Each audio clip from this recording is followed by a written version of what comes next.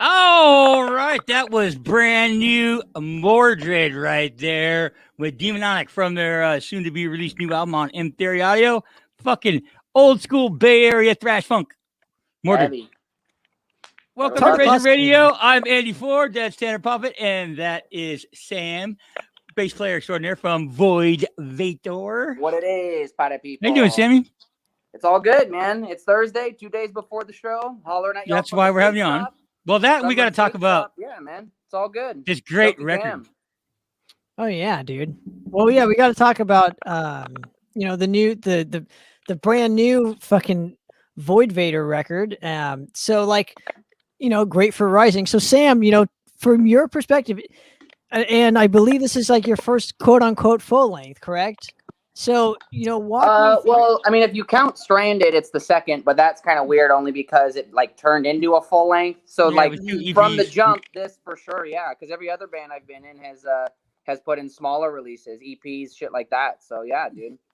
Right. So with that in mind, or whatever, just talk to me about your the kind of mindset going into recording this. Because this is, like I said, your first quote unquote record. Mhm. This is like the Talk to us. was it was the focus, right? Your focal point was to make a full length record and not just an EP that turned into one. So, Yeah. from that, give me your kind of mindset, just even going into this specific project when it came to like, Well, as a how bass you want. player, Mhm. yeah, I mean, as a bass player, being next to Eric and Lucas, like those dudes shred so hard all the time. So I was like, I gotta come correct. The bass can't be lacking. It can't just be, like I was trying to go You like can't be Cliff. Jason I was Newsted trying to on Injustice do. for All. That's what I didn't want. Yeah. But to be fair, his bass lines weren't anything that like cool or different, right? They kind of were just doing like a dumbed down version of what Following the James was guitar. doing. So that's Yeah. why, regardless, he should have had more bass. But I didn't want to give anybody even the chance to go like, well, Sam's not even doing that much cool shit. Let's turn him down. Not that Lucas or Eric would do that anyway, but like the Yeah. stereotypes of being a bass player. Mhm. But that's where my head was at, right? Like I just wanted to come in hot with like the coolest and the not the most different, but just like, damn, what a smart bass line. What a like sometimes like less notes is more, you know what I mean, right? Like so what fits the song the best? Obviously there's like a bass solo in one of the songs, so let it all out, but like for the most part it was trying to be like play to the song, play smart, uh and just serve the song in the heaviest and most cohesive sense possible, right? Like I didn't want to like step on anybody's toes, but I also wanted them to know that like motherfucker bass player can shred. You know what I mean? Like I didn't want it just to be like Eric Lucas and then there's the other guy playing strings. So Yeah. I want Well, I I get want it. everyone to know that like everybody in Void Vator can fucking jam. Everybody can shred. Everybody is not. It's not. I'm not just playing like four strings and that's it, right? Like there's other stuff going on within the four strings. So that's where my Yeah. head's at. You know when to be quiet too. Yeah. That's also a big thing. When to play and when not to play. Mm-hmm. Well, and with that in mind, or whatever, I'm going to be completely honest with you. I wanted more That's of the okay. bass guitar. I wanted more bass guitar in the mix, a little bit up for my taste. Just because I couldn't pick out certain notes that you were doing, and as a listener and a musician myself, I like to know what everybody's kind of playing. And so, with that in mind, can we talk about your tone on the record and kind of how you decided where the bass would fit in? With the guitars and whatnot. Yeah, hell yeah. I mean, What are it's a you dark using? glass preamp, man. So it's about as good as you can get as far as bass stuff. That's like the holy grail, not in the sense that like you can't get to it, but it's just that stuff's pricey and for a reason. You're Like Geddy dark Lee in it. glass pedals and preamps and all that kind of stuff is about as good as it gets. So I was super blessed that Mike had that in his studio. This is Mike from Devil Driver, of course, and Torrance. Mm-hmm. And I never recorded with one of those before. So literally, it's my jazz bass, Seymour Duncan pickups.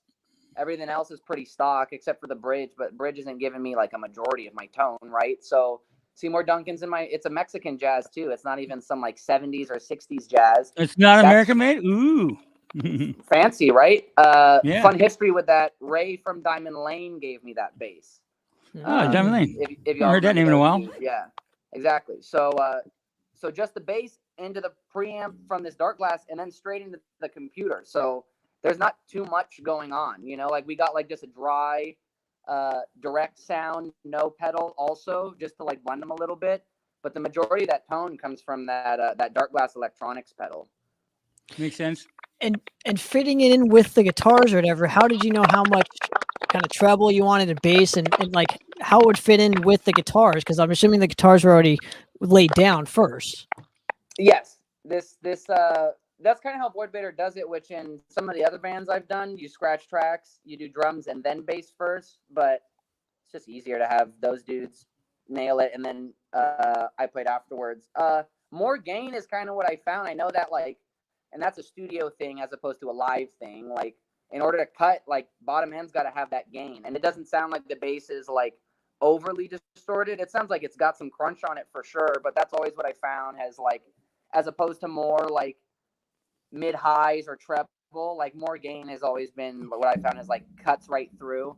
Obviously, like balance, you get a good tone, and then I feel like the gain after the fact. So get a good clean tone, right, from like a good launching point, and then hear how that sounds in the mix. Add the gain from there, and then kind of adjust the. But you know, Mike's a rock star. He knows what sounds good. I tell you what we're gonna do, because this is some boring ass shit. We're gonna let them hear how it sounds. And we're going to play the title track from your brand new record that came out last Friday. This is Great Fear Rising from Void Vator right now on Razor Radio. All right, that was a little Madras right there. And that goes out to our buddy Big Cat, guitar player in Madras, who happens to have his birthday today. Happy birthday, Big Cat. That one's for you. But we will celebrate it Saturday night. Absolutely. I mean, that's 2 days away, guys. 2 days away. You got, at stages, you got Madras, Void Vator, a couple other bands. But I'm only concerned about Madras and Void Vator. I'm not going to lie. I'm not gonna sit here and tell you I'm interested in all the other bands. No, I want to see Madras and Void Vator. Well, we appreciate that, but also you got to look at the bigger picture too. And I'm stoked to be playing with all the bands, and I want to see all the bands because go ahead and be 2 years. Diplomatic. It's all cool. Well, that's how the scene thrives, as we all know, man. I understand support everybody. But this is the first show back in a year and 2 months, and I am full. I can't believe it. Dude, I'm stoked that Void Vator had the opportunity to kind of book a show like that, during this whole times. So props to them. And thanks again for having us. I know both of us are looking forward to it. What are you gonna bring out differently on this particular show? Are you playing the whole album in its entirety, or are you some deep cuts, or what? We're not doing the whole thing. The majority of it is new songs, though. There's a couple songs from Stranded, not a ton from Dehumanized. I think there's only one from Dehumanized. But I guess we got enough material that we got to cover all of it a little bit, right? Not a bad problem. Not a bad problem to have. What are we coming with different? We're definitely angrier because it's been so long. Lucas, we can hear that in Great Fear Rising. He's been going full performance at rehearsal as far as like what he's wearing, his like stage moves. Who, Eric? So I think Lucas is more dialed as far as how he's rocking out, and even Kluber at rehearsal too. I think everybody. I don't want to be an a-hole about it, but I'm going to be an asshole about it. Everyone's stepping up to my level performance wise. I'm just kidding, but I am. I'm like a fucking jackass in the box. As far as like a jackass in the box. Hey, you're the only one skating in your videos. You know what I mean? I'm like a little fucking the ball bouncing over the words and shit. That's awesome, dude. Now, and how are you guys? Performance, Sure, I'm looking forward to it. But with the quote unquote new drummer, how is it all working for you when it comes to the chemistry and everything in rehearsals? Rhythm section's dialed only because Adrian and I have been playing together since I was 19 in legal tender. So and he's one of my favorite drummers to play with. And if you listen to Ex Mortis, and you get why, you know, like the And motherfucker I have. just literally play whatever you throw at him. So, if anything, that's been not a problem in rehearsal, but there's times where it's like, you know, maybe we don't need just like machine gun accents. Like Void Vator has some parts that like have some ebb and flow as far as like drum fills go. So sometimes it's like for Eric and Lucas, it's Adrian, it's too much. You know what I mean? I love that shit. I want all the like weird syncopated notes. Like I want like quarter note triplets on the snare drum while there's like a real technical, just like madness, you know. And sometimes during rehearsal it's fun, but like, you know, I'm used to him You trying to want make fucking everybody Paul mess up from when he's fucking playing Cannibal drums, Corpse is what you because he want. knows exactly where the one is, you know. Totally. It's all What's an good. ebb and Adrian's the flow? best. Absolutely. I'm stoked It's, to see Adrian's him the play with best, you man. guys. Yeah, hell yeah. Absolutely.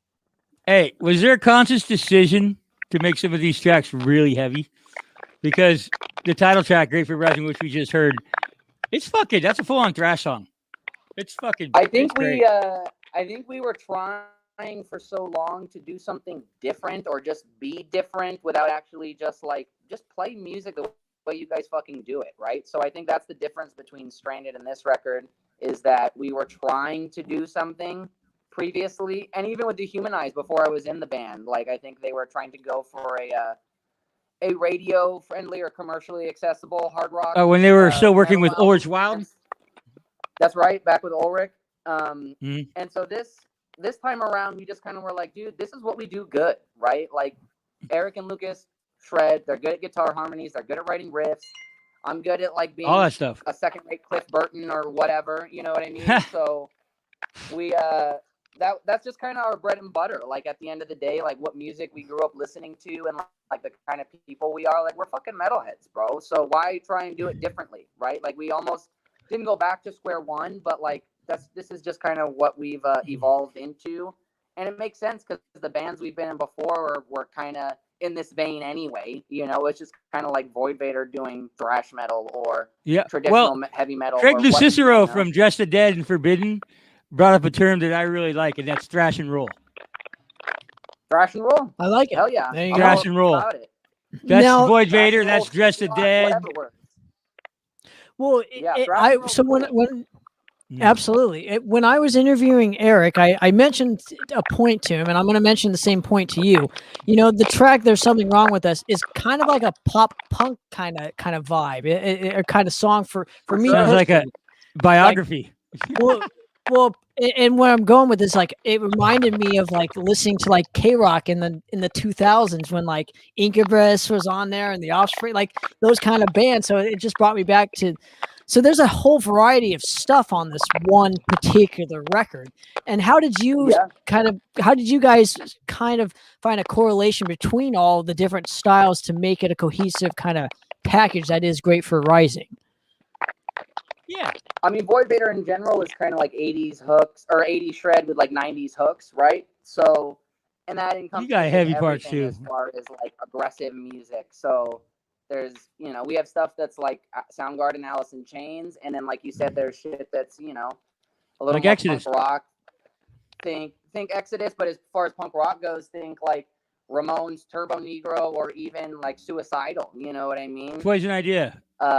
You brought up Offspring. That's just Southern California punk rock too. So that's going to be in there just because that's where we're from, you know. And Dr. and No. all those bands too. Dr. No, that's another great one. Yeah, dude. I mean, grew up a lot listening to punk rock. I mean, I'm working in a skate shop right now. It kind of goes hand in hand. Yeah, you better be listening to Excel. Yeah, right.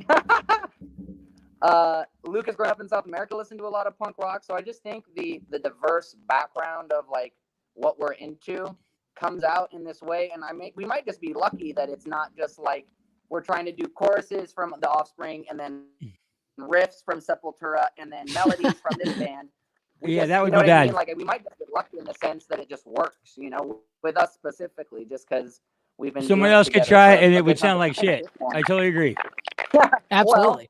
Well, that's part of this industry too, is like right place, right time, honing your craft, and also just like a little bit of fucking luck, you know. So that's not lost on us too. Like we're very like we put in the work, obviously, but you put in the work long enough, some of this shit just starts to work out. You know, it's Oh, I know. like Well, speaking of fucking putting doing in the it, work, man.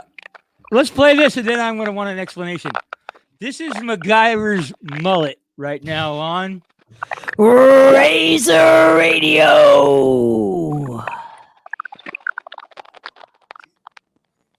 All right, that was Blind Illusion with Straight as the Crowbar Flies.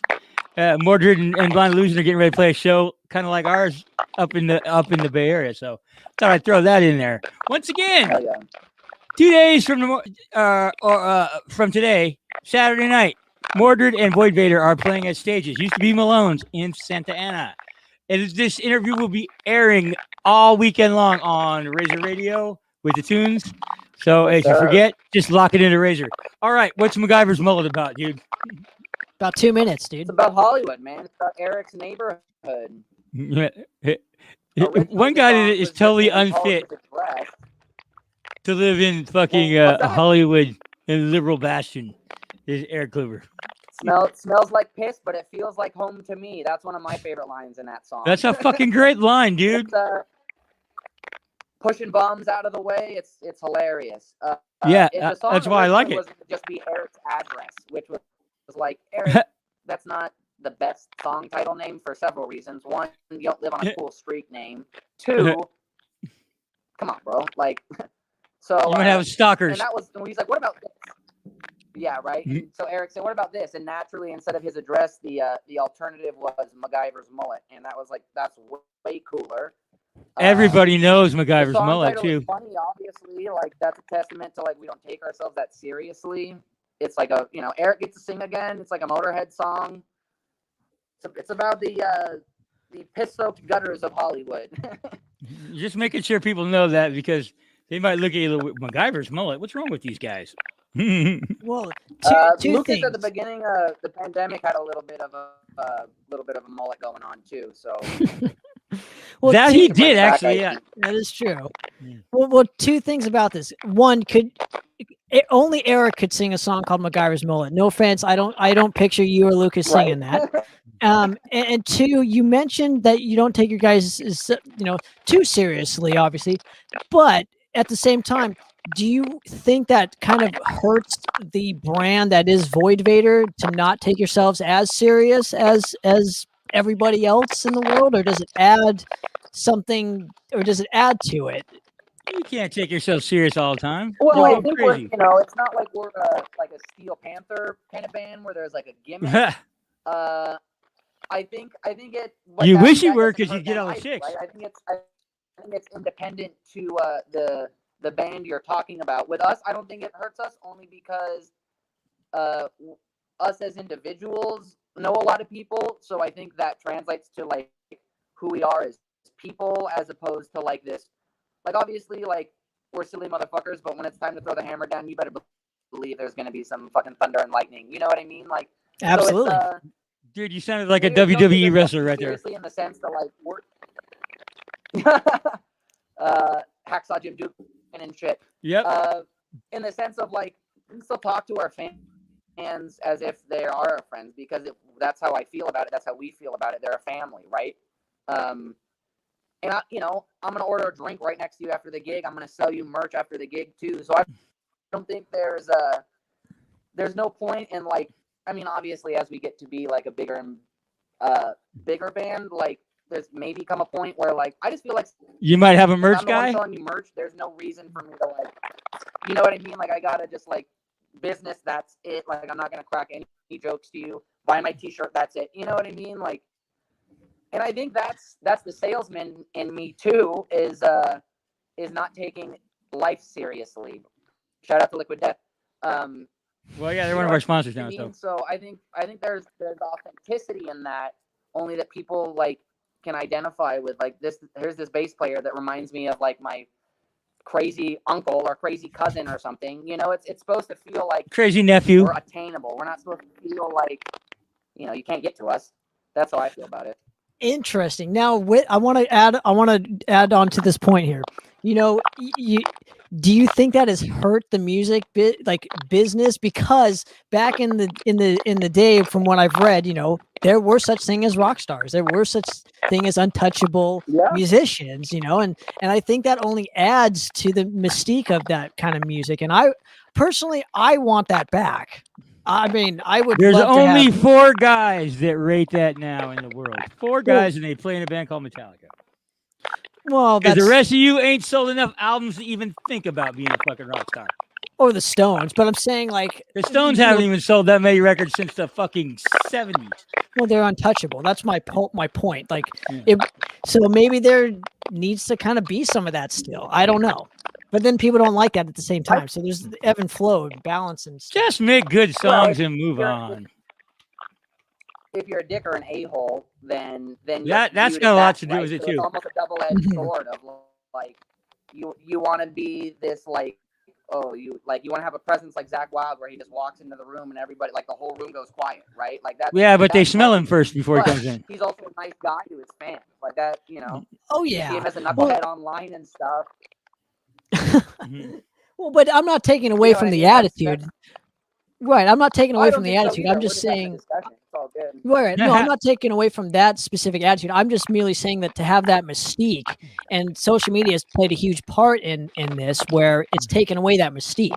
You know, like Yeah. for me, speaking for me personally, I'm like almost no longer on social media because of of my own specific views on it. But you know, it's kind of nice to You want a good story from that mystique? I think you know the story, Tanner. Waddy Wachtel used to play the joint, you know, King of the Sidemen and all that stuff. And we had one of his pack shows. Darnell was from the Rolling Stones was playing, and fucking Keith Richards showed up, possibly thinking about jamming, and him and Waddy were writing expensive wino shit. I took Keith upstairs into the fucking balcony and all that shit. I fucking set him up, got him a drink, made sure everybody didn't fucking see who he was.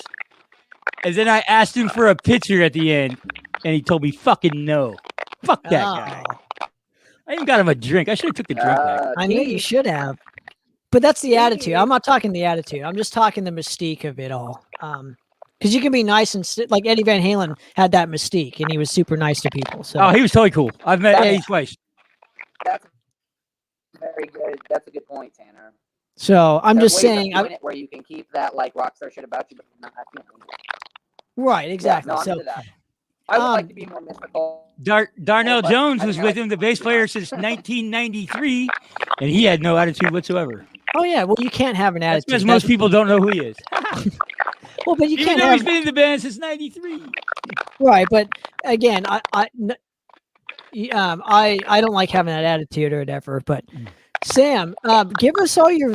Have we gone over the links yet? Can we? Yeah. How can people get the album from Ripple, basically? Sam. It's available on our Bandcamp, our personal voidvator.bandcamp.com. That's the better way to get it. We got a couple splatter vinyls on there actually. Some of the blood red, heavy yellow splatter, black vinyls up there too. All our social media: Facebook, Twitter, Instagram, YouTube. We're just Google it, man. We're everywhere. Yeah, Google is your friend. Regularly, I'm the guy that does all that kind of stuff. There's videos all over YouTube. If you're not on those things and you just want to see what the band's about, lots of music videos. We did 3 for this new record. And I dig them all. You guys are very creative with your videos. What else do you do? Very cool. No, I man. appreciate it. Do you have new T-shirts for the album coming this Saturday? Fingers crossed. I know the CDs just shipped yesterday, so they're supposed to be at Lucas's house later today, but I've yet to hear what's up with the shirts. Usually what happens is we get them like, at 2:00 in the morning of the show, as far as like 2 a.m. we get in the morning, we get the shirts, and then we're playing at 9:30. But, part of Welcome to a band, dude. mysticism, right, is finding out if the shirts are going to be there. Because I only have the baseball jersey. I want a regular T-shirt from you guys. There you All go. right. Yeah, let's get you hooked up. I'll tell you, we definitely have Once again, great shirts. Saturday, Stages. Void Vator's record release for Gate Fear Rising. And technically, this is really Madras's record release for Charring Your Rotting Earth, because they haven't played a show since that freaking record came out last year. So it's a double album release. Double release. You going to have Charring Your Rotting Earth copies available at that show too, Tanner? Absolutely, absolutely, man. But Outstanding. And we're going to end it with some English thrash that happens to have a friend of the show on there, Mr. Brian Posehn. How about some eval, guys? let's do it. Hey, This is Sam, a track called, thank you, Sam. thank you, This is a Sam, track for coming called on. Gore. Gore. Thanks, boys. Just Gore. See you Saturday, buddy. Absolutely. Let's All do right. it, Andy. Talk to you guys soon. On Razor Radio. See ya.